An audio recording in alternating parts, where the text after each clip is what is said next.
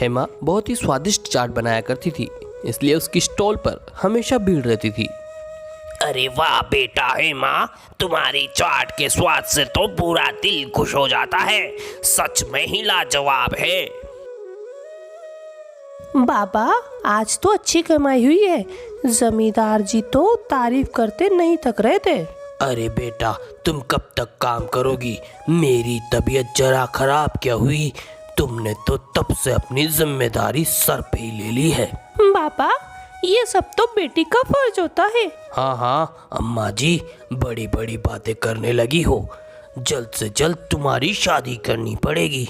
इस तरह उनकी बातें चलती रहती है। अगले दिन रोजाना की तरह हेमा स्टॉल पर काम कर रही होती है और ग्राहकों की भीड़ लगी होती है। एक व्यक्ति शहर से गांव की ओर आता है। उसको बड़ी तेज भूख लगी थी। वह हेमा के स्टॉल पर चाट खाता है। चाट उसको अच्छी लगती है। अरे वाह, कितनी स्वादिष्ट चाट है, इसका तो जवाब ही नहीं। ऐसा क्या मिलाती हो? कुछ नहीं साहब, वही नॉर्मल मसाले हैं। ये तो मेरे हाथ का जादू है जो इसको स्वादिष्ट कर देता है। वैसे आप यहाँ नए दिख रहे हो, किसके यहाँ आए हो? वो जो जमींदार जी है ना, वो मेरे मामा है। अच्छा, तो आप भोलू काका के भांजे हो? सोनू अपने मामा जमींदार के घर आ जाता है। अरे बेटा सोनू, तुम पैदल ही आ गए। फोन ही कर देते, मैं अपनी मर्सिडीज लेने भेज देता। मामा, आपके पास मर्सिडीज भी है? आपने कभी बताया नहीं। ज्यादा हवा में मत उड़ो। हम लोगों के लिए बैलगाड़ी ही मर्सिडीज जैसी होती है। अच्छा ये बता, तेरी माँ साथ नहीं आई? वो भी तो आने वाली थी। मामा, वो कल आएंगी। ठीक है, जा मुंह हाथ धो ले। कब तक यहाँ खड़ा ही रहेगा? अंदर जाकर आराम कर। वहीं दूसरी ओर हेमा हमेशा की तरह अपने पिता को रोज का हिसाब दे रही थी। अगले दिन, अरे भैया, ओ भैया, कहाँ गए? कितनी बड़ा चढ़ा कर बोले थे फोन पर कि लेने भेज दूंगा। ना तो इंसान आया, ना कोई कुत्ता।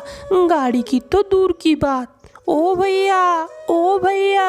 अरे बहना, क्यों गुस्सा कर रही हो? अंदर आ जाओ। अरे क्यों गुस्सा कर रही थी? और इतना सारा सामान लेकर आई हो, क्या पूरी जिंदगी यहाँ रुकने का इरादा है? हाँ भैया, यही समझ लो। ये जो तुम्हारा लाडला भांजा है ना, शादी के लिए मान ही नहीं रहा। अब आई हूँ तो शादी करवा के ही जाऊंगी। अब ये आपकी जिम्मेदारी है। तुम फिक्र न करो बहन, मेरा भांजा मेरी बात जरूर मान लेगा। गांव में एक से बढ़कर एक लड़कियां हैं। कटरीना भी फेल है उनके आगे। गोबर झाड़ू पोछा सब कर लेती है। ओ मामा, मैं किसी गांव की लड़की से शादी नहीं करने वाला। मैं तो शादी उसी से करूंगा जो मेरा बिजनेस में भी हाथ बटा सके। समझ गया भांजे, तुझे गांव की गोरी नहीं, शहर की छोरी से शादी करनी है। सोनू रोजाना हेमा की चाट खाने जाने लगा। तुम इतनी अच्छी चाट बनाती हो, शहर जाकर अपना बिजनेस क्यों नहीं करती? अरे साहब, अपने गांव से मुझे बहुत प्यार है। और क्या ही करना ज्यादा कमाकर, अपने बाबा और मेरा ही तो पेट भरना है, वो ही काफी है। इस तरह रोज उनमें बातें होने लगी थी। बहन तुम चिंता न करो, मैं भी उसका मामा हूँ। मामा देखना, उसकी शादी इसी गांव में होगी। अरे भैया, क्या ही बताऊं, तुम्हारा भांजा बहुत जिद्दी है, इसलिए ही तो यहाँ आई हूँ, ताकि तुम इसकी शादी करवा सको। सोनू और हेमा धीरे धीरे एक दूसरे को पसंद करने लगे थे। एक दिन सोनू घर आकर बोलता है, मामा, मुझे एक लड़की पसंद आई है। अगर तुम कुछ कर सको तो शायद बात बन जाए। वो जो चाट वाली हेमा है ना, उसी की बात मैं कर रहा हूँ।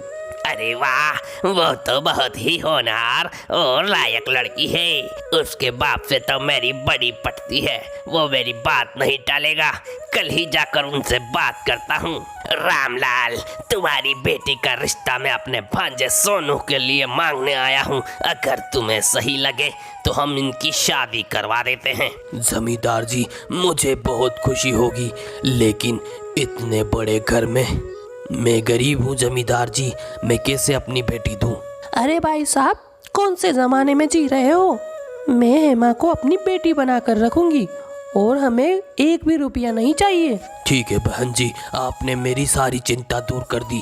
अब जल्दी ही शादी की तैयारी शुरू करते हैं। दोनों की शादी हो जाती है। वे लोग शहर आ जाते हैं। वे सब बहुत ही खुशी से रहते हैं। शहर में हेमा की खुद की एक शॉप होती है। धीरे धीरे कारोबार बढ़ता जाता है। वो शॉप रेस्टोरेंट में तब्दील हो जाती है। वे दोनों मिलकर इस बिजनेस को अच्छे से संभालते हैं। एक दिन सोनू अकेला घर जा रहा होता है तो रास्ते में उसको एक गुंडा रोक लेता है। अरे ओ शाणे, चल जल्दी से अपनी जेब ढीली कर दे। मेरे पास कुछ नहीं है भाई, मुझे जाने दो। अरे इतने बड़े रेस्टोरेंट के मालिक हो और कुछ नहीं है, लगता है तुम ऐसे नहीं मानोगे। वह सोनू के ऊपर हमला कर देता है। सोनू की मौके पर ही मौत हो जाती है। वह गुंडा उसको लूटकर भाग जाता है। सोनू की मौत के गम में हेमा टूट सी जाती है। वहीं सोनू की माँ बिना कुछ सोचे समझे गुस्से में, तूने ही मेरे बेटे की जान ली है, बड़ी आई बिजनेस करने वाली। तेरे इस बिजनेस ने मेरे बेटे को खा लिया है, तू निकल जा मेरे घर से। हेमा को घर से बाहर निकाल दिया जाता है। हेमा एक जिंदा लाश की तरह पैदल अपने गांव की ओर निकल पड़ती है। अचानक रास्ते में भूख प्यास की वजह से वह गिरकर बेहोश हो जाती है। वहाँ एक बाबा आता है और उसको अपने साथ लेकर घर आ जाता है। हेमा आराम से सोई हुई रहती है। जब वह उठती है, आप कौन हो बाबा, मैं यहाँ कैसे आई? बेटा, तुम रास्ते में बेहोश पड़ी थी, तुम्हें मैं उठा कर लाया हूँ। तुम यहाँ सुरक्षित हो। मैं रिटायर्ड पुलिस कमिश्नर हूँ। अच्छा बेटा, तुम्हारी हालत ऐसी कैसे हुई, कुछ बताओगी? वह अपनी आप बीती सुनाती है। बेटा, तुम फिक्र न करो, आज से तुम मेरी बेटी हो। तुम्हारा नाम आज से चुलबुली है और मैं तुम्हें आईपीएस बनाऊंगा ताकि तुम अपने लिए लड़ सको। 6 महीने बाद, ए बुढ़िया, चल जल्दी से अपनी प्रॉपर्टी के कागज ले आ और मेरे नाम कर दे। नहीं, मैं कुछ नहीं दूंगी, यह मेरे बेटे ने मेहनत से कमाया था। लगता है तुझे भी तेरे बेटे के पास पहुंचाना पड़ेगा। उसको तो मेरे पंटर ने मारा था, तुझे मैं मार दूंगा। अच्छा, तो तुमने मेरे बेटे को मारा था? मैं अपनी बहू को गलत समझ रही थी। ये पुरानी हिंदी फिल्म का डायलॉग छोड़ और पैसे निकाल। रुक जाओ डब्बर।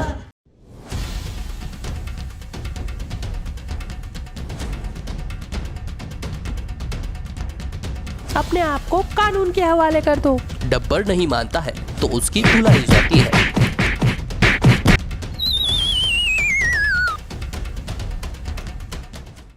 उन दोनों को हवालात में बंद करने के बाद, बेटा मुझे माफ कर दो, मैंने गुस्से में न जाने क्या क्या बोल दिया।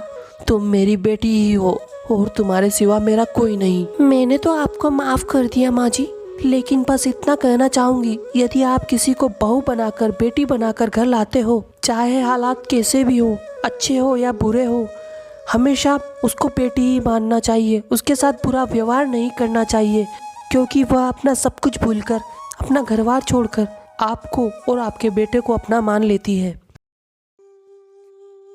शोलापुर गांव में सोमनाथ और उसकी बेटी शीला रहते थे। सोमनाथ गन्ने का रस बेचने का काम किया करता था। वे लोग बहुत ही गरीब थे। शीला की शादी की उम्र हो चली थी। यह बात सोमनाथ को बहुत परेशान किया करती थी कि उसके पास अपनी बेटी को देने के लिए कुछ नहीं, क्योंकि वह गरीब है। एक दिन उनके घर पर पास ही के गांव से एक वृद्ध औरत संतोष और उसका बेटा राजू शादी का रिश्ता लेकर आते हैं। भाई साहब, हमें आपकी बेटी बहुत पसंद है। हम आपकी बेटी का हाथ अपने बेटे राजू के लिए मांगने आए हैं। बहन जी, मुझे बहुत ही खुशी होगी आप जैसे बड़े घराने में अपनी बेटी देखकर, लेकिन मैं बहुत ही गरीब हूँ, दहेज बिल्कुल नहीं दे पाऊंगा, इसलिए मुझे माफ करिए। अरे भाई साहब, आप कैसी बातें करते हो? हमें कुछ नहीं चाहिए, बस आपकी गुणवान लड़की ही हमें चाहिए। मैं उसको बहू नहीं, बेटी बनाकर रखूंगी। इस तरह शीला की शादी राजू से हो जाती है। सोमनाथ अपनी बेटी को अच्छे घर में देखकर बहुत ही खुश था। शीला अगले ही दिन अपने ससुराल में जब झाड़ू लगा रही होती है, तभी संतोष वहां आती है और बोलती है, बेटी तुम ये क्या कर रही हो? तुम मेरी बहू नहीं हो, बेटी हो बेटी। तुम्हें ये सब काम करने की जरूरत नहीं है बेटी। माँ जी, यह तो मेरे अपने घर का काम है, अगर मैं ही नहीं करूँगी तो भला कौन करेगा? ठीक है बेटी, जैसी तुम्हारी मर्जी। एक दिन संतोष शीला को अपने पास बुलाकर बोलती है, बहू, बहुत गर्मी हो चली है, ठंडा पानी भी चाहिए होता है। क्यों न तुम अपने पिताजी से कहकर एक फ्रिज मांग लो। माँ जी, मेरे पिताजी के हालात बिल्कुल भी सही नहीं है। वे बड़ी ही मुश्किल से अपना घर चला पाते हैं, इसलिए तो दहेज के लिए आपसे मना कर दिया था। यह बात संतोष को चुभ जाती है। अगले दिन जब शीला देर तक सो रही होती है, तभी संतोष यह देखकर आग बबूला हो जाती है। अरे ओ महारानी, कितना सोएगी? घर का काम पड़ा है, क्या तेरा बाप काम करने आएगा? उठ और चुपचाप से काम पर लग जा। शीला संतोष का बर्ताव देखकर बहुत दुखी होती है। उसको सब समझ में आ जाता है कि माँ जी जिसको वह माँ की जैसी मानती थी, उसका असली रंग क्या है। वह घर का काम करने लग जाती है। जब वह काम कर रही होती है, तभी दूसरी जगह से संतोष उसको आवाज लगाती है। अरे हो बहू, कहाँ मर गई? एक जगह ही सारा काम करती रहेगी या घर का और भी कोई काम करेगी? शीला अपनी सास के इस बर्ताव से बहुत ही परेशान हो गई थी, क्योंकि उसके साथ अब नौकरों से भी बदतर बर्ताव हो रहा था। जानबूझकर अलग अलग काम बताए जा रहे थे। संतोष अपने बेटे राजू को भी फ्रिज वाली बात करके भड़का देती है। राजू शीला से बोलता है, शीला, तुम मेरी माँ से बदतमीजी क्यों करती हो? तुम्हारे बाप से एक फ्रिज ही तो मांगा था, क्या गुनाह कर दिया?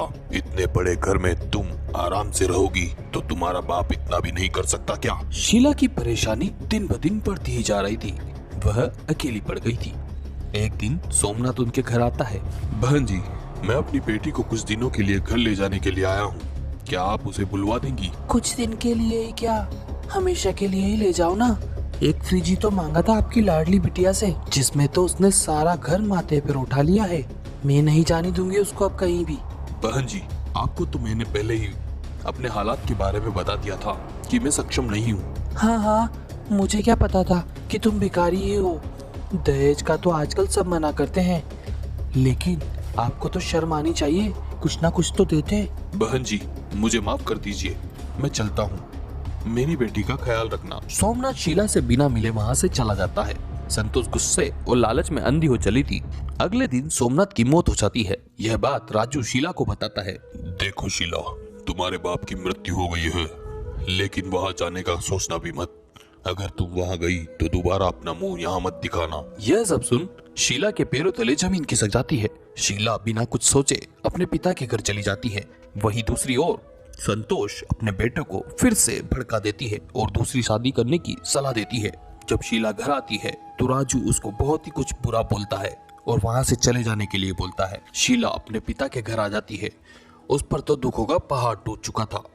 वह भगवान से प्रार्थना करती है, हे भगवान, ये सब कुछ क्या हो रहा है मेरे साथ? मेरे साथ अब कोई भी नहीं। कहाँ जाऊँ, क्या करूँ? कुछ तो रास्ता दिखाओ भगवान। और जो इस वीडियो को देख रहा है, थोड़ा उसके लिए भी कुछ कर दो, ताकि वो वीडियो को लाइक और चैनल को सब्सक्राइब कर दे। तभी वहाँ एक बूढ़ा आदमी आता है और बोलता है, अरे बेटा शीला, क्यों उदास हो? उठो, अभी मैं जिंदा हूँ। तुम्हें परेशान होने की कोई जरूरत नहीं है। आप कौन हो बाबा? मैंने आपको पहचाना नहीं। बेटा, मैं सोमनाथ का दोस्त हूँ। मुझे तुम्हारे बारे में पता चला तो मैं तुम्हें अपने साथ ले जाने आया हूँ। वह शीला को गांव से दूर शहर ले आता है। एक दिन शीला बोलती है, बाबा, मैं कुछ काम करना चाहती हूँ ताकि आप पर बोझ ना बनूं। आपने मेरे लिए बहुत कुछ किया है, मैं भी आपके लिए कुछ करना चाहती हूँ। अरे बेटा, तुम मेरी बेटी जैसी हो, कोई बोझ नहीं हो तुम मुझ पर। ऐसा क्यों सोच रही हो? हाँ, अगर तुम काम करना चाहती हो तो कर सकती हो, लेकिन करोगी क्या? बाबा, मैं अपने पिताजी का करने वाला काम ही करूँगी, बस आप अच्छी सी जगह बता दीजिए। ठीक है बेटा, मैं कल ही तुम्हारे लिए सबसे बड़े स्कूल के सामने तुम्हारी दुकान लगवा दूंगा। अगले दिन स्कूल के सामने शीला की दुकान लगा दी जाती है। शीला के गन्ने का रस इतना स्वादिष्ट होता है कि लेने वालों की लाइनें लगी होती है। कुछ ही दिनों में शीला पैसों वाली हो जाती है और अपने और बाबा के लिए नया घर भी खरीद लेती है और आराम से रहती है।